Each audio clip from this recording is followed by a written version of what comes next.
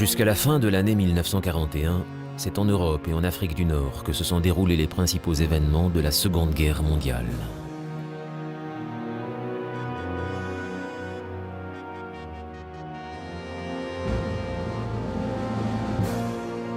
Au cours de l'année 1942, le conflit va prendre une dimension plus globale.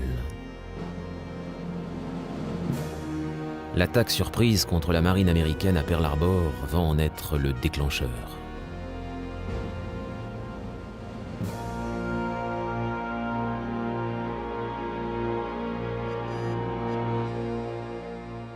Les événements sur le théâtre d'opérations du Pacifique allaient connaître une véritable escalade. L'Empire du Soleil levant, cherchant à s'étendre vers le sud en agrandissant son périmètre d'influence vers l'Australie et vers le nord, et commençait à s'approcher dangereusement de la côte ouest américaine.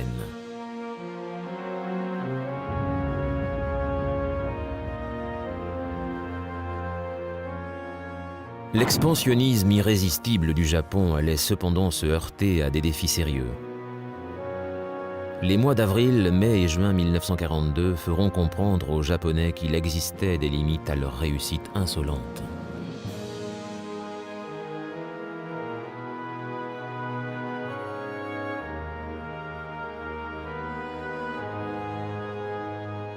Un géant endormi avait été réveillé à Pearl Harbor, et les Américains qui faisaient leur entrée dans l'arène firent très vite sentir leur influence. Du raid très audacieux de Doolittle sur Tokyo au combat de la mer de Corail et à la bataille de Midway, tous les avantages que le Japon avait conquis à Pearl Harbor allaient être contrés par les forces américaines.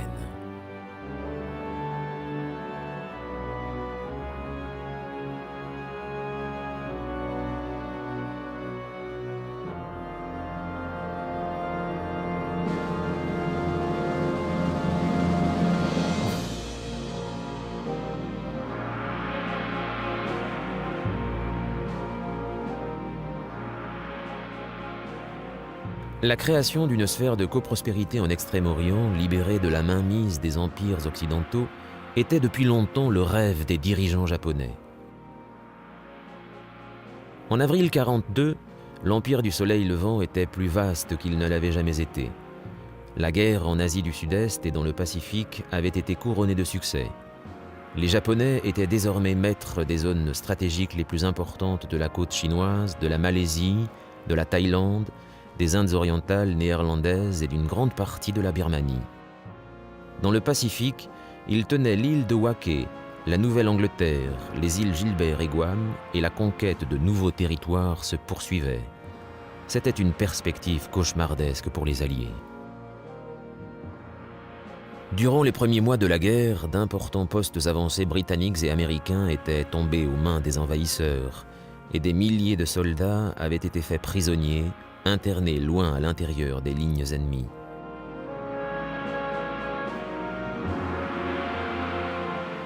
Même Singapour, auparavant considérée comme une forteresse imprenable, avait été écrasée par les Japonais. Nouvelle qui fit l'effet d'une bombe dans les états-majors alliés. L'Amérique, dans le même temps, avait perdu des bases militaires d'importance stratégique et était sur le point de perdre pied sur les précieuses îles des Philippines.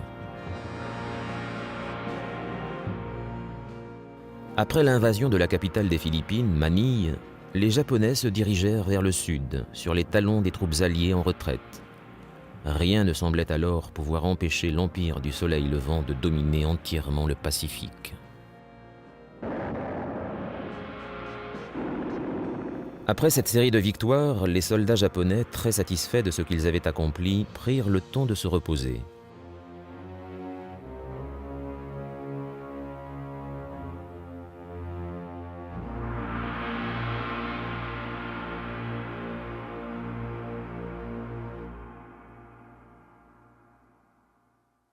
Pour le moment, la menace occidentale sur leur nouvel empire semblait être éliminée.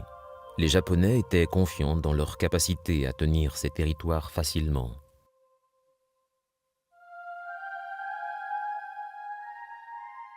La Grande-Bretagne et l'Amérique, pourtant, préparaient une contre-attaque, car il n'était pas question de subir de telles défaites sans représailles. Dans les jours qui suivirent l'attaque de Pearl Harbor, le Premier ministre britannique, Winston Churchill se rendit à Washington pour entamer des discussions avec le président Roosevelt. Le 26 décembre 1941, lors d'un discours devant le Congrès américain, il affirma son intraitable détermination à écraser l'ennemi. Quel genre de peuple croit-il que nous sommes ? Est-il possible qu'ils ne réalisent pas que nous ne cesserons jamais de les combattre jusqu'à ce qu'ils reçoivent une leçon qu'eux et le monde ne pourront jamais oublier ?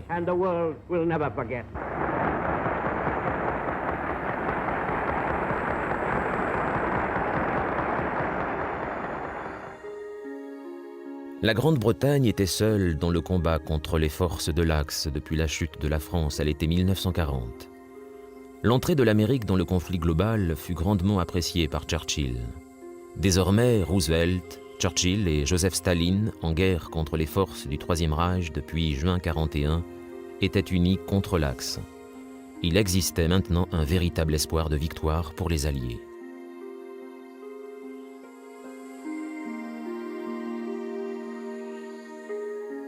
Les affectations des commandants pour le théâtre d'opérations du Pacifique étaient en cours. Il ne persistait aucun doute sur l'importance des défis qui les attendaient. L'amiral Chester W. Nimitz, qui prit le commandement de la flotte du Pacifique 2 semaines après l'attaque japonaise contre la base navale américaine à Hawaï, était bien conscient qu'il serait nécessaire de prendre le temps de dégager les ruines de Pearl Harbor avant de rétablir la prééminence de la flotte américaine.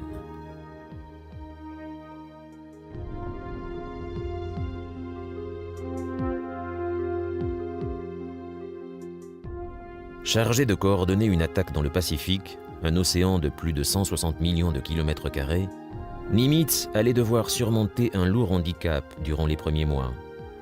Cependant, les Américains disposaient d'un atout majeur, leur porte-avions, qui n'était pas à Pearl Harbor lorsque les avions japonais avaient attaqué. Ils allaient jouer un rôle capital dans les affrontements du Pacifique. Cet avantage, l'US Navy allait l'exploiter à plein.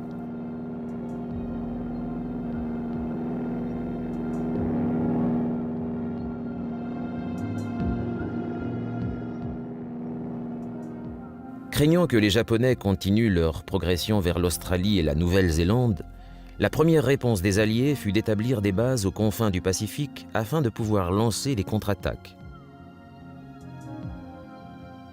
Les îles isolées de Nouvelle-Calédonie, des Fidji et d'Espiritu Santo, qui se trouvaient au nord-est de l'Australie, étaient depuis longtemps dans la sphère d'influence occidentale, et l'établissement de bases militaires fut rapidement décidé. Mais compte tenu des violents combats qui se déroulaient sur le théâtre d'opérations européen, il s'avéra particulièrement compliqué de trouver des réserves à envoyer dans le Pacifique. Ces approvisionnements ne parvenaient que difficilement.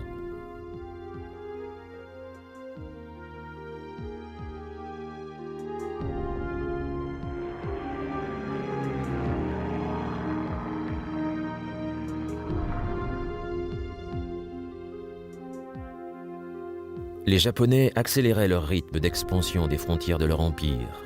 Les ingénieurs alliés, eux, couraient contre la montre pour finir leur travail, tentant souvent l'impossible pour s'accommoder de terrains difficiles.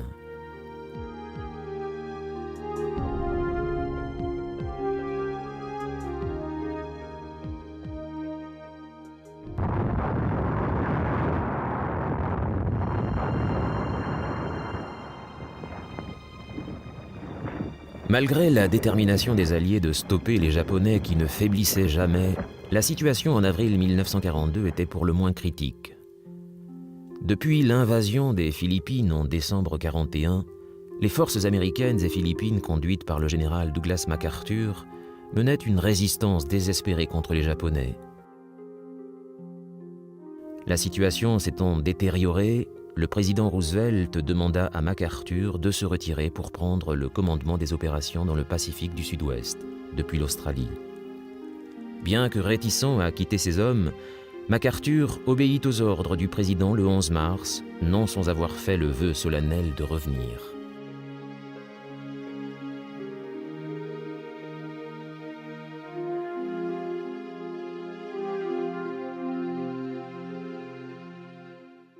C'était une bien faible consolation pour les troupes laissées aux Philippines qui avaient été repoussées jusqu'à un réduit de la péninsule de Bataan, hors de l'île principale de Luçon au début du mois d'avril.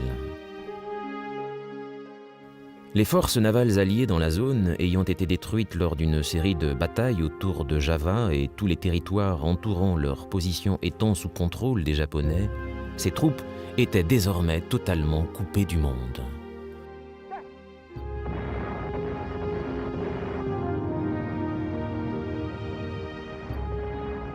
Lorsque les Japonais lancèrent leur nouvel assaut au cours duquel l'aviation et l'artillerie brisèrent les lignes de défense alliées, ces hommes, affamés, malades et fatigués par les combats incessants, étaient trop faibles pour contre-attaquer. Ils finirent par se rendre. Une partie des soldats tenta de s'échapper de l'île de Corregidor vers le sud de Bataan, mais des bataillons d'infanterie japonais s'étaient infiltrés et les repoussèrent jusqu'à Manta Hill. Au grand désespoir de ceux qui se battaient encore, le drapeau américain fut baissé et le général Jonathan Wainwright, qui avait pris la suite du général MacArthur, n'eut plus d'autre choix que d'accepter les termes de la reddition proposée par le général Masaharu Homma. Le 8 mai 1942, les Philippines étaient officiellement perdues. Mais une plus grande tragédie encore attendait les Alliés à la suite de la chute des Philippines. Les Japonais avaient fait 80 000 prisonniers. Tous devaient être transportés vers des camps, mais face à l'ampleur de la tâche, les Japonais décidèrent qu'ils devraient marcher une centaine de kilomètres jusqu'à la ligne de chemin de fer à San Fernando. Cette marche, qui plus tard fut baptisée la marche de la mort, commença le 10 avril. Ce fut un enfer pour ces hommes mal nourris et malades.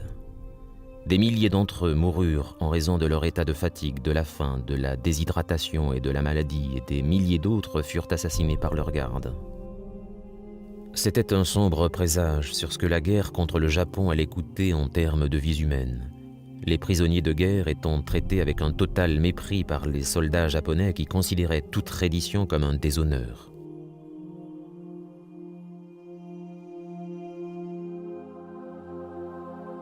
Les nouvelles du traitement inhumain des hommes de Bataan finirent par parvenir en Amérique. Des posters circulèrent pour montrer ces atrocités et l'émotion fut très vive au sein de la population américaine.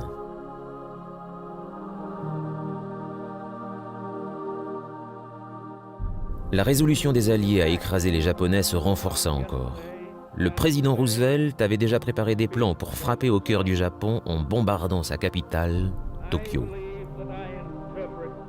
Après l'attaque contre Pearl Harbor, Roosevelt cherchait à remonter le moral de la population et à la lumière des derniers événements des Philippines, il était désormais désireux de montrer aux Américains et au peuple japonais que l'empire du soleil levant n'était pas invulnérable.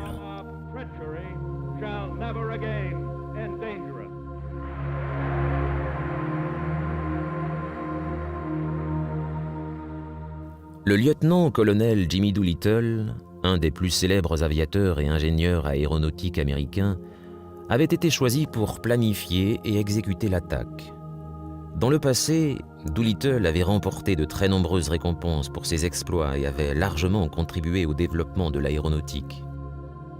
La mission qu'on lui confiait était un défi auquel il n'avait pas encore été confronté. Le principal problème auquel devaient faire face les Américains résidait dans le fait qu'ils n'avaient aucune base d'où un bombardier pouvait décoller pour atteindre Tokyo. Une attaque pouvait bien sûr être lancée depuis un porte-avions, mais les appareils qui étaient à bord n'auraient pas été capables de causer beaucoup de dégâts.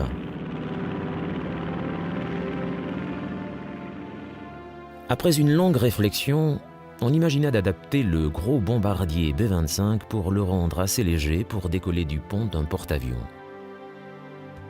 Au début du mois d'avril, ces avions très modifiés furent embarqués sur l'USS Hornet qui traversa le Pacifique. Le vice-amiral Mark Mitscher était le commandant du porte-avions à partir duquel Doolittle allait lancer son attaque, tandis que la Task Force qui allait pénétrer dans les eaux ennemies était protégée par le vice-amiral William Halsey à bord de l'USS Enterprise. Halsey, en fait, avait un sérieux contentieux avec les Japonais. Quand Pearl Harbor avait été attaqué, Halsey était en train de livrer des avions sur l'île de Wake et se trouvait à 400 km à l'ouest d'Hawaï. Averti de l'attaque, il se jura de venger les milliers d'Américains tués sur la base navale et sa détermination à vaincre les Japonais fit sa réputation.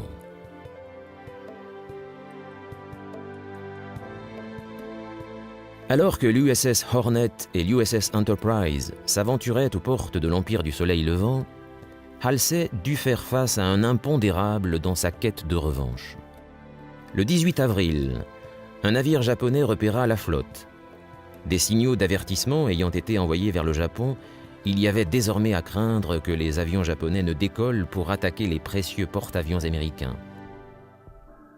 Halsey décida que l'attaque contre le Japon devait commencer immédiatement. Les équipages à bord de l'USS Hornet préparèrent leurs bombardiers.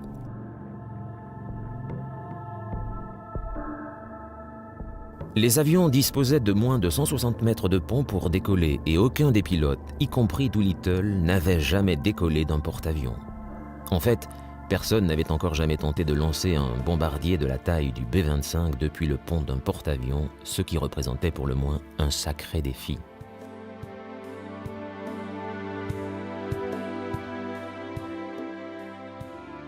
Mais l'entraînement rigoureux que les équipages volontaires avaient reçu s'avéra payant, et les 16 B-25 chargés de bombes explosives et incendiaires décollèrent avec succès.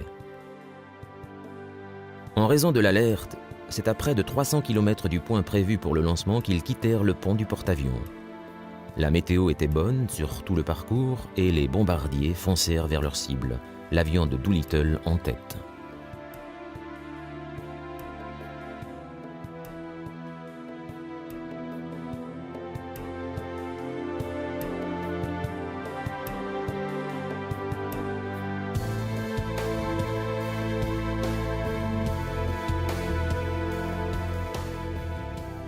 Six heures après le décollage, les avions atteignirent Tokyo au crépuscule et larguèrent leurs bombes sur la capitale et ses environs.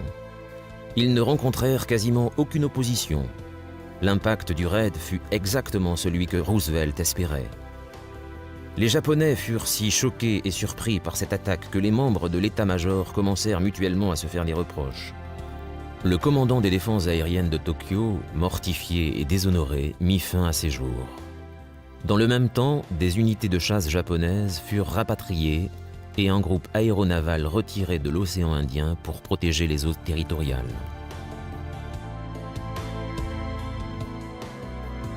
Tandis que l'Amérique célébrait les pilotes du raid de Doolittle comme des héros, tous les hommes qui avaient bravé les Japonais n'avaient pu revenir. 2 équipages avaient été faits prisonniers après leur atterrissage en territoire ennemi et 3 de ces hommes allaient être exécutés un peu plus tard. Doolittle, avec ses autres équipages, avait été aidé par les militaires et les civils de l'Est de la Chine qui les abritèrent et assurèrent leur rapatriement. Ils allaient le payer très cher, car le Japon lança alors une campagne de représailles sur la région qui allait entraîner la mort de près de 250 000 paysans chinois.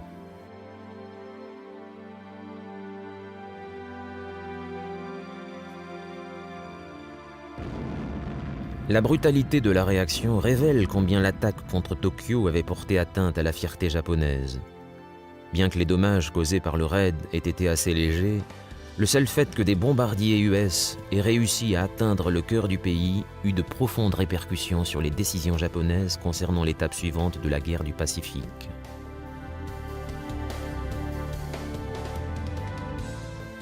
Au début de l'année 1942, bien que les frontières de l'Empire se soient agrandies, un certain nombre de désaccords existaient au sein du commandement nippon concernant la suite des opérations.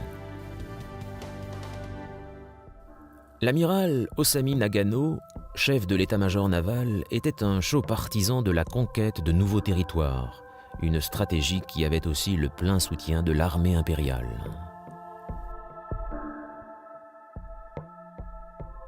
Il prêchait pour que l'attaque suivante se concentre sur l'Australie, relativement isolée et qui pouvait être éventuellement utilisée comme base par les Américains. Le plan prévoyait que les forces japonaises s'emparent de Port Moresby en Nouvelle-Guinée et de Tulagi dans les îles Salomon, afin de servir de base d'attaque de l'Australie, alors à portée des avions basés à terre.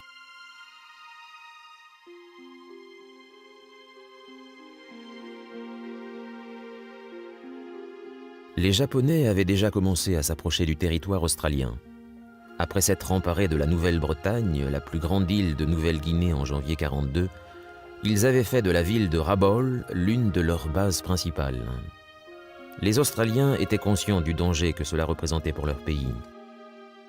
En février 1942, leurs craintes se confirmèrent lorsque les avions japonais, ceux de la Task Force qui avaient attaqué Pearl Harbor, s'envolèrent vers la côte nord de l'Australie.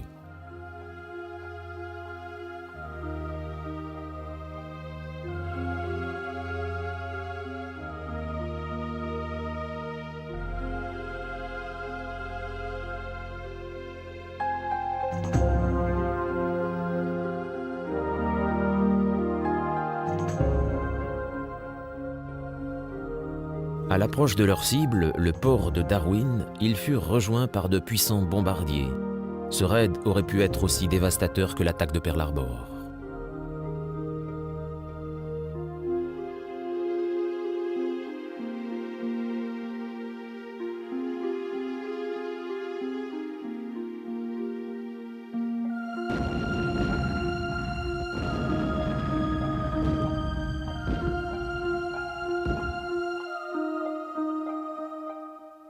En s'emparant de nouvelles bases dans les îles Salomon et en Nouvelle-Guinée, Nagano espérait isoler un peu plus l'Australie.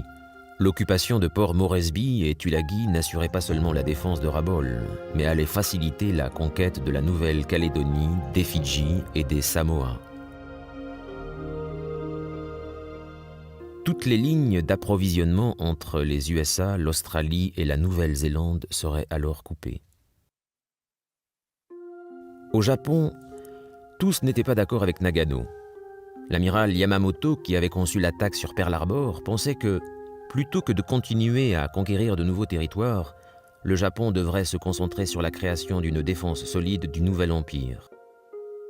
Les Japonais disposaient désormais de ressources naturelles inépuisables qui pouvaient être acheminées de tous les territoires conquis autour du Pacifique. Les routes maritimes entre le Japon et les pays occupés devaient être protégées, et c'est pour cela que Yamamoto était impatient d'éliminer la menace d'une intervention américaine.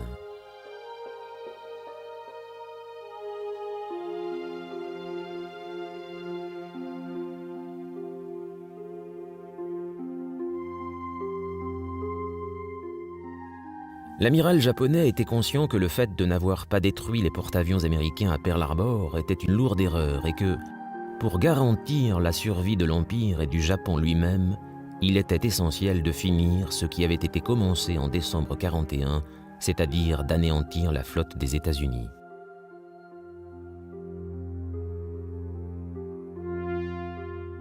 Yamamoto commença à concevoir un plan pour attirer les porte-avions américains à portée de la Task Force nippone en vue d'une bataille décisive qui permettrait aux Japonais d'avoir le contrôle de tout le Pacifique central.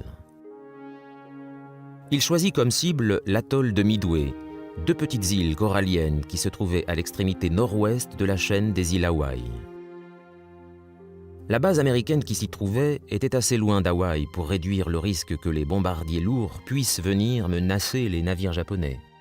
D'autre part, si aucun porte-avions n'était envoyé pour protéger l'atoll, en cas de capture, Midway permettrait d'étendre le périmètre de défense du Japon et pourrait même constituer une base avancée pour lancer des attaques contre la côte ouest des États-Unis.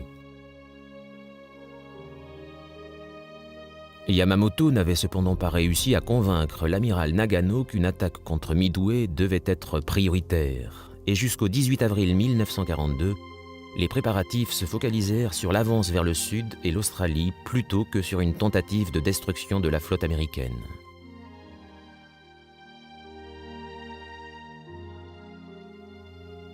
Ce n'est que lorsque Jimmy Doolittle lança son audacieux raid contre Tokyo que l'opinion changea en faveur d'une attaque contre Midway.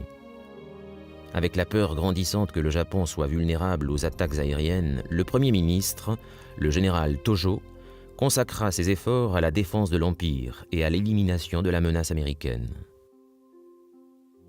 Cependant, mi-avril, il était déjà trop tard pour retirer les forces qui se préparaient à avancer sur Port Moresby et Tulagi. La bataille de Midway devrait attendre.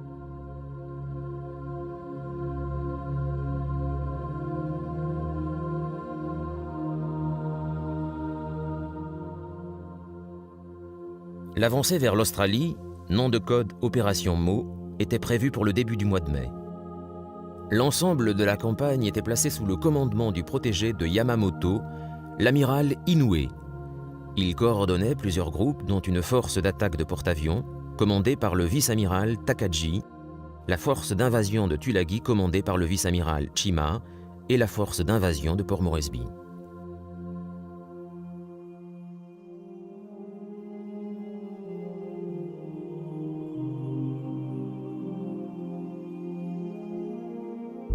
Ce que les Japonais ne savaient pas, c'est que les Américains avaient cassé leur code et que toute liaison radio était interceptée par les services de renseignement américains et britanniques. L'amiral Nimitz fut donc informé de l'imminence d'une attaque contre Port Moresby. La nouvelle fut traitée très sérieusement par le commandant américain qui savait que l'Australie devenait très vulnérable si les Japonais implantaient des bases aussi près du pays. Après consultation de l'amiral Ernest King à la tête de l'US Navy, il fut décidé que ces tentatives d'invasion devaient être stoppées par tous les porte-avions que les Alliés pourraient rassembler. Une flotte comprenant 2 groupes de porte-avions fut rapidement rassemblée, comprenant la Task Force 17 basée sur le porte-avions USS Yorktown et la Task Force 11 sur le porte-avions USS Lexington.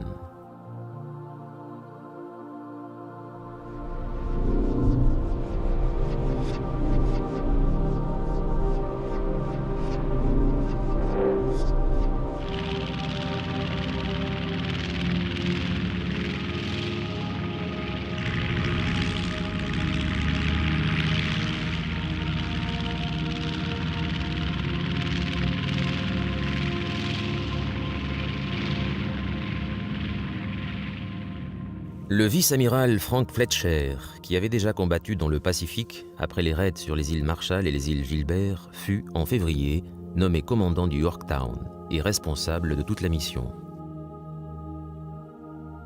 Le vice-amiral Aubrey Fitch commandait le Lexington. De plus, une force australo-américaine, la Task Force 44, commandée par le Rear Admiral John Craze de la Royal Navy, amènerait un soutien supplémentaire.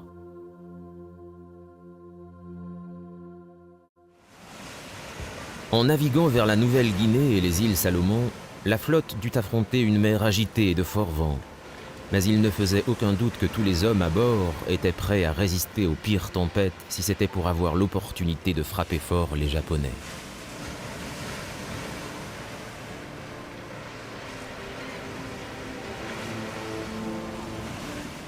Pendant que les porte-avions naviguaient cap à l'ouest, les avions étaient armés pour l'attaque, chargés de bombes, et les pilotes se tenaient prêts à l'action. Finalement, le 3 mai, la nouvelle tomba, la force d'invasion de Shima avait débarqué sur les îles Salomon.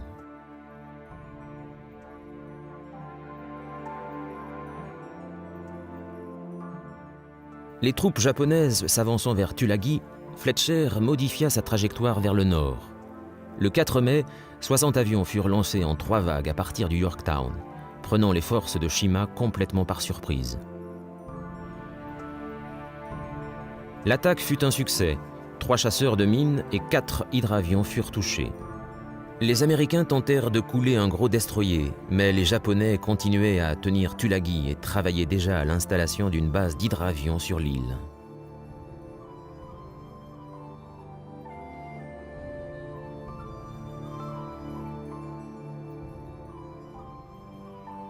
Après avoir infligé d'importants dommages à la flotte japonaise, Fletcher conduisit sa flotte au sud pour rencontrer les navires de Crace et Fitch, mais maintenant, les Japonais connaissaient la présence de porte-avions américains dans les parages. Désireux d'accomplir ce que Yamamoto espérait faire à Midway, l'amiral Takagi entra en action. Il emmena ses porte-avions à environ 500 km des îles Salomon et entra dans la mer de Corail pour affronter les Alliés.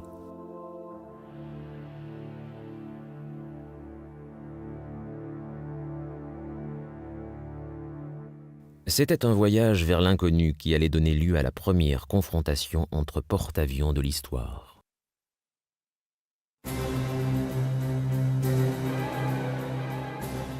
Un des hauts gradés US déclara plus tard à propos de la bataille de la mer de Corail qu'elle fut sans aucun doute la bataille la plus confuse de toute l'histoire des batailles.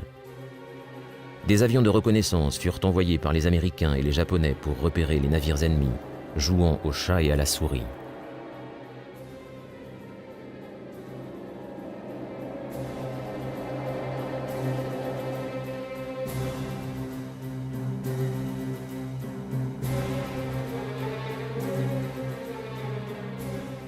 Dans la confusion, quelques avions ouvrirent le feu contre leurs propres forces, tandis que d'autres tentèrent de se poser sur les navires ennemis. Mais finalement, le 8 mai, la bataille décisive eut lieu. À environ 8h20 ce matin-là, chacun détecta la présence de l'autre pratiquement simultanément et les avions furent lancés en toute urgence. Les Japonais en une force combinée et chaque porte-avions US en raid d'attaque séparé.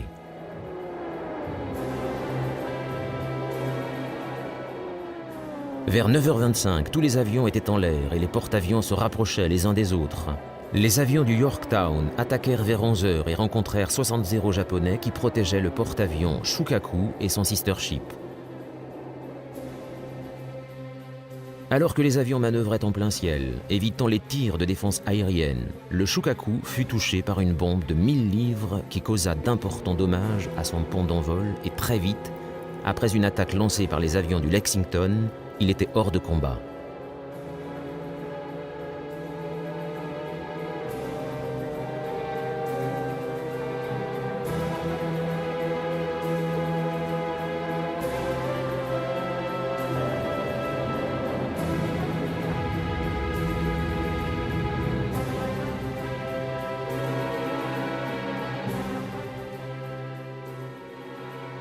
Les Japonais contre-attaquèrent et 14 avions foncèrent sur l'USS Lexington dans un mouvement de tenaille.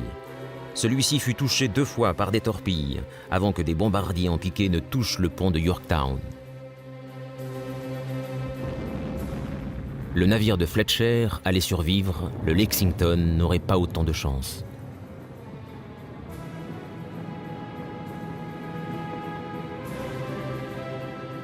Les bombes avaient détruit un réservoir de carburant. Des étincelles mirent le feu aux vapeurs qui s'étaient accumulées dans le navire, une série de dramatiques explosions retentirent et l'incendie devint vite incontrôlable. Des navires s'approchaient pour évacuer l'équipage car plus de 2500 hommes cherchaient à quitter le Lexington. À ce stade de la bataille, chaque adversaire avait subi des dommages considérables. Les survivants américains furent mis à l'abri tandis que les Japonais se retiraient.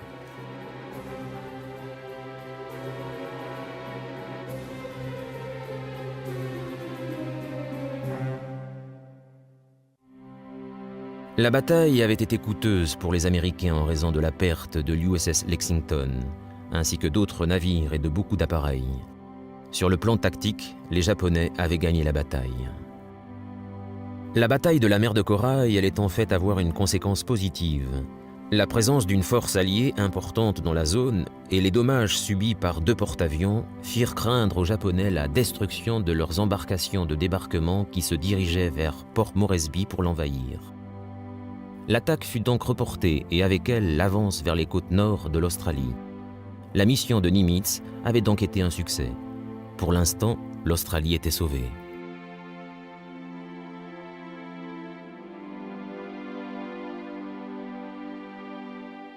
Si l'avance japonaise dans le Pacifique Sud avait été freinée, en Asie du Sud-Est, elle continuait. La flotte britannique d'Orient avait été déjà chassée de l'océan Indien, permettant à l'Empire du Soleil Levant d'étendre son périmètre de sécurité un peu plus vers l'ouest. Les sous-marins japonais patrouillant en toute liberté dans la zone, les Alliés ne pouvaient pas faire grand-chose pour empêcher l'ennemi de progresser encore à travers la Birmanie et vers l'Inde, le joyau de la couronne de l'Empire britannique en Asie. Les Britanniques avaient déjà perdu un grand nombre de territoires et Winston Churchill était particulièrement inquiet de cette nouvelle menace. Le sous-continent indien était sous la coupe des Anglais depuis 1858 et Churchill était réticent à l'idée de perdre une pièce si précieuse de l'Empire. Son allié américain, le président Roosevelt, avait quant à lui d'autres soucis.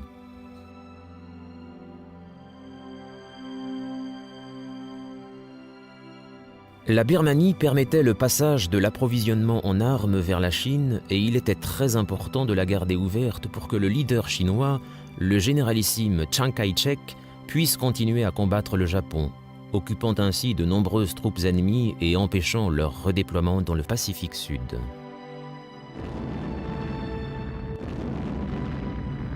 Roosevelt avait affecté le général Joseph Stilwell comme chef d'état-major pour le théâtre d'opérations Chine, Birmanie et Inde. Les combats en Birmanie se poursuivaient, mais les Alliés savaient désormais que c'était une bataille perdue d'avance.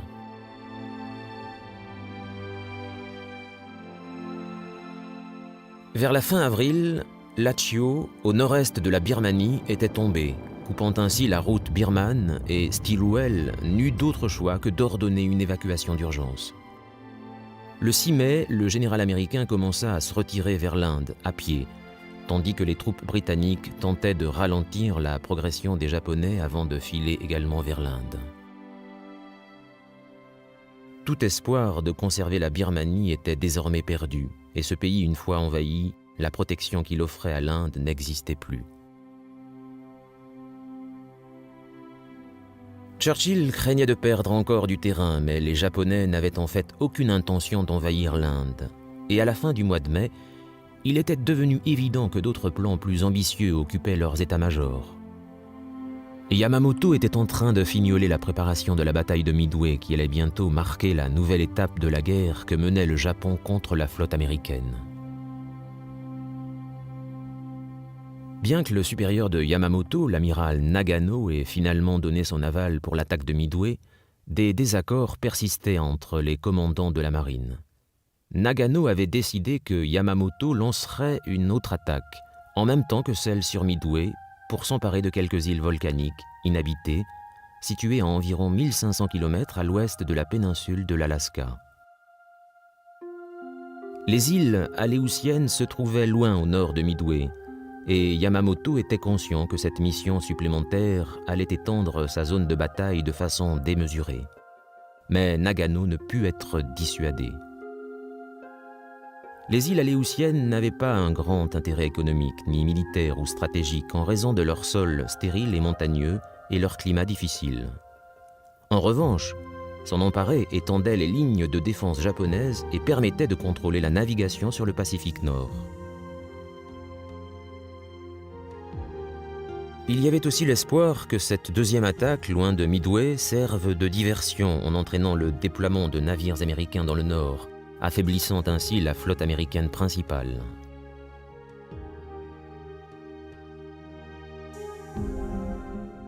Yamamoto finit par trouver quelques avantages au plan de Nagano et, bien que réticent, donna son accord à l'extension de la zone de bataille en y incluant les îles proches de l'Alaska. L'amiral japonais devait désormais coordonner une opération spectaculaire. Il se mit au travail afin de rassembler la plus importante flotte n'ayant jamais traversé le Pacifique. L'effet de surprise constituerait une caractéristique importante du plan de Yamamoto. Il divisa donc son immense armada en 4 groupes distincts afin que les Américains ne puissent avoir la moindre idée de la véritable puissance de la flotte japonaise au moment où la bataille commencerait.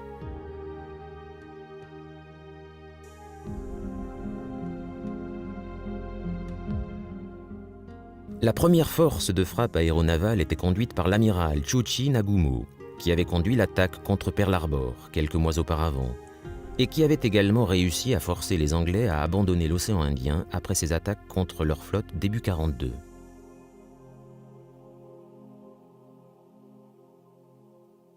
Nagumo, quant à lui, devait agir en appui rapproché de la force d'invasion de Midway commandée par le vice-amiral Kondo. Pendant ce temps, la force principale qui suivait les deux autres, et était menée par Yamamoto en personne, devait attaquer les porte-avions américains une fois qu'ils auraient été attirés dans la zone.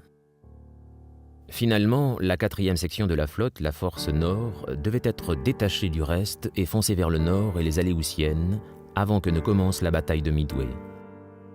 Malheureusement pour Yamamoto, la disposition de ses forces allait être le principal échec de son plan, car les groupes allaient se trouver trop éloignés les uns des autres pour se soutenir. Les navires de Yamamoto allaient en fait naviguer 500 km derrière les navires de Nagano et se révéler d'une aide peu efficace lorsque les Américains se défendraient.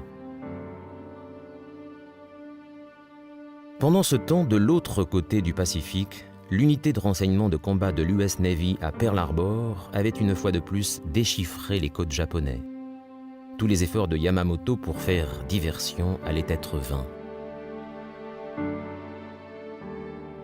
En mai 1942, l'amiral Nimitz recevait la confirmation que Midway était la cible nouvelle des Japonais. Il disposait même de leur ordre de bataille ainsi que des dates de l'attaque qui étaient prévues le 4 ou le 5 juin.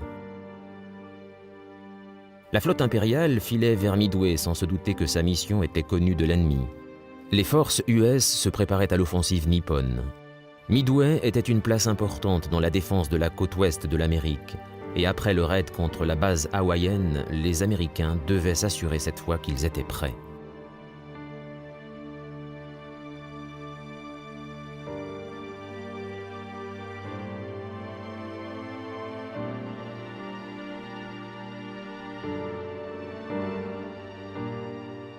À la différence des Japonais, ils bénéficiaient du fait que Midway pouvait être utilisé comme base de lancement et que depuis Hawaï, de nouveaux avions avaient été envoyés, renforçant ainsi la puissance aérienne et la défense du site. Les porte-avions furent également mis à contribution pour protéger Midway. La Task Force 17 de Fletcher fut immédiatement retirée de la mer de Corail. Bien que sévèrement endommagé, le Yorktown avait survécu à la bataille. Après son retour à Pearl Harbor le 27 mai, les ouvriers du chantier naval avaient travaillé 24 heures sur 24 pour le réparer afin qu'il soit prêt à aller défendre Midway.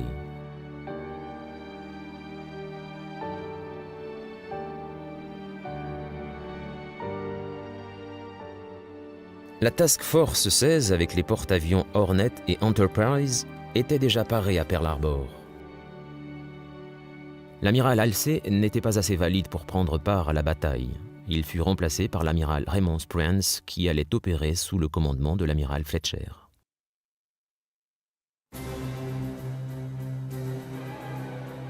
Mobilisant le maximum d'hommes de l'Army comme de la Navy, Nimitz fit appel à des professionnels de l'image afin que les événements de Midway soient filmés et photographiés.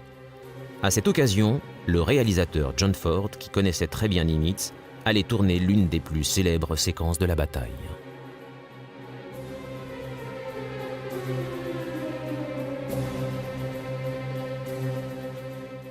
Vers la fin du mois de mai, tout ce qui était possible de faire pour se préparer à la bataille avait été fait. Les défenses étaient en place et les forces américaines ne pouvaient pas faire plus que guetter et attendre que l'offensive japonaise commence. Les unités de l'Air Corps fouillaient le ciel à la recherche des premiers signes de l'attaque japonaise, tandis qu'en mer, Yamamoto et son armada se rapprochaient de la base navale.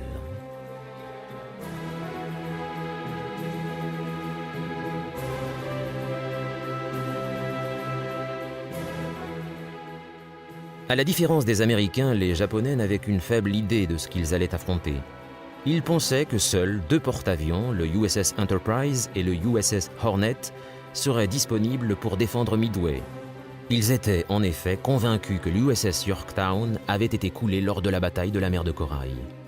Sous-estimer la puissance de leurs adversaires allait s'avérer une erreur dramatique. En réalité, les Japonais faisaient face non pas à 2, mais à 3 groupes embarqués, et le défi qui les attendait allait se révéler plus dur que ce que Yamamoto avait imaginé.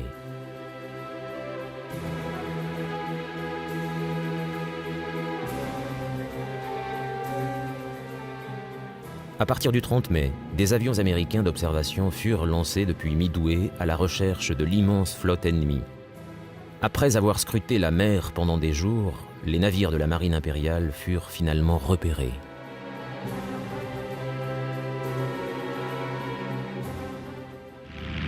L'alarme retentit sur l'archipel de Midway dans les premières heures du 4 juin lorsque Nagumo ordonna à ses bombardiers en piqué, ses torpilleurs et ses chasseurs zéro de lancer l'attaque contre la base américaine.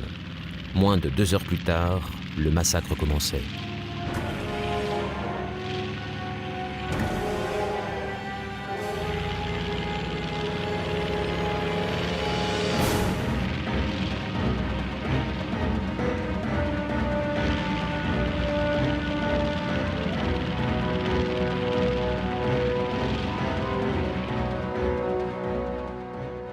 Les avions américains, pilotés par des Marines, décollèrent en urgence pour intercepter l'attaque et détruisirent de nombreux avions, tout en subissant des pertes sévères.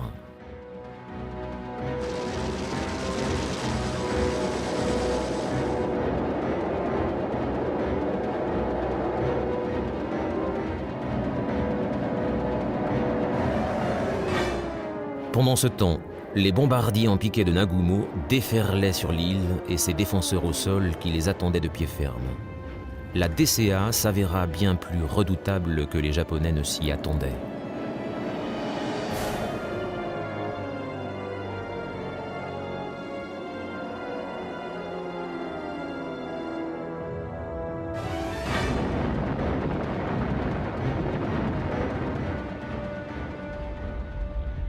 La base fut plongée dans le chaos. Les bombes pleuvaient sur l'île, détruisant les réservoirs de carburant et les hangars d'avions, mais les défenseurs continuaient à tirer sur les attaquants.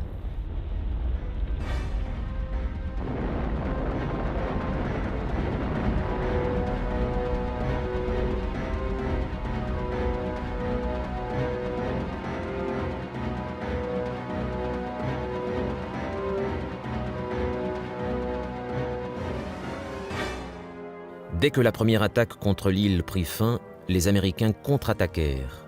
2 escadrons de torpilleurs foncèrent vers les porte-avions japonais.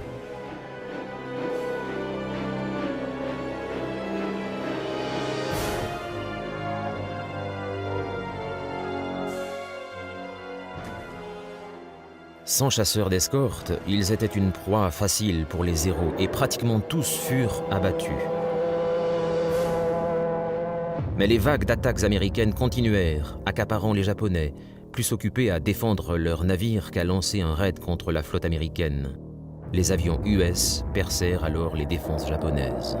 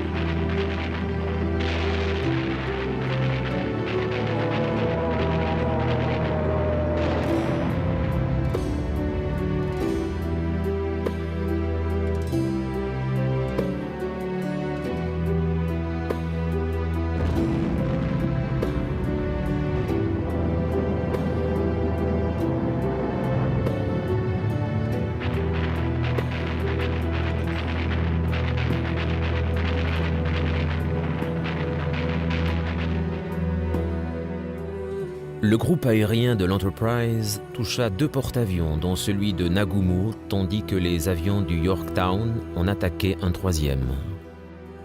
Il ne resta bientôt plus qu'un seul porte-avions japonais encore opérationnel qui contre-attaqua en lançant une vague de bombardiers en piqué contre le Yorktown.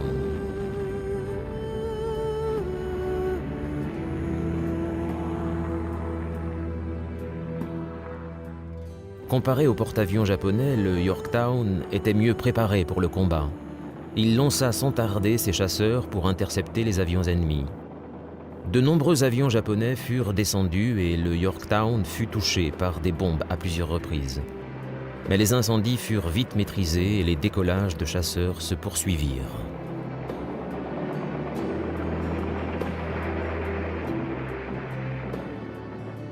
Une 2e vague de bombardiers japonais se dirigeait vers le porte-avions américain.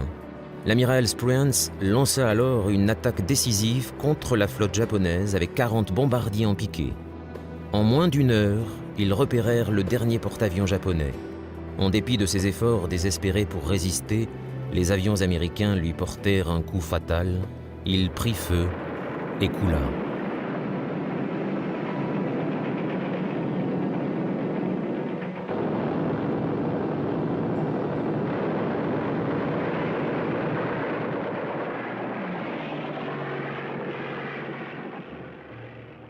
Dès la fin de la journée, il était clair que le plan de Yamamoto avait été un échec.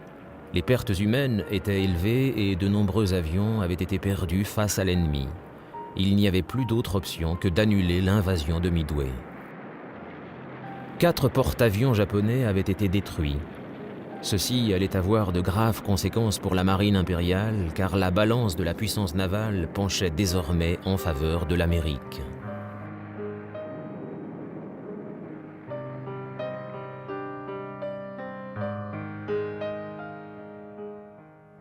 L'US Navy avait aussi subi de son côté des pertes sévères. Le Yorktown, navire amiral de la Task Force 17, qui avait joué un rôle décisif en mer de Corail et à Midway, n'allait pas survivre.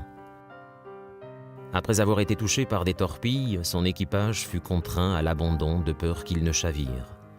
Après avoir reçu un coup fatal d'un sous-marin japonais, le Yorktown coula le 7 juin.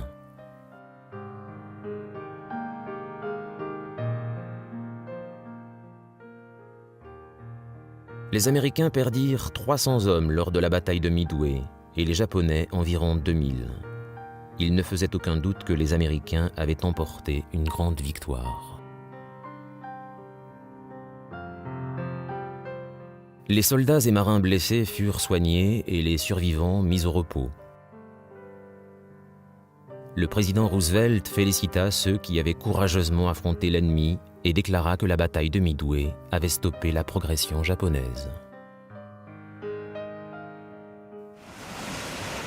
Il n'en allait pas de même plus au nord. Les forces qui se dirigeaient vers les Aléoutiennes allaient avoir plus de succès que la flotte de Nagumo à Midway. Les 3 et 4 juin, ces porte-avions lancèrent des attaques contre les 2 bases militaires des îles de l'Unalaska.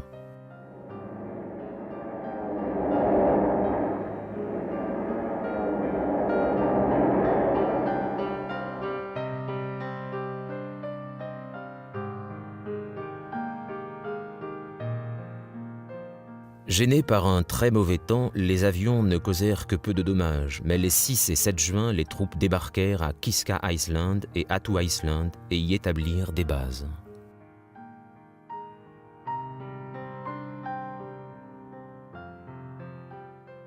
Ces bases plaçaient les Japonais aux portes du territoire US. Redoutant que des attaques ne soient lancées contre la côte ouest, toutes les précautions furent prises pour défendre le territoire national.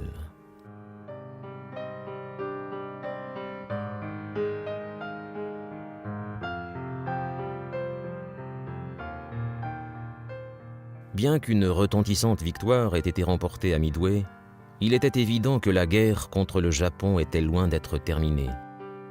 Les mois qui suivirent allaient prouver à quel point la bataille contre l'Empire du Soleil Levant serait dure. Des territoires gelés des îles Aléoutiennes jusqu'aux jungles impénétrables de la Nouvelle-Guinée et des Salomon, quelques-unes des plus dures batailles de l'histoire de la Seconde Guerre mondiale restaient à gagner. Et la guerre du Pacifique n'en était qu'à ses débuts.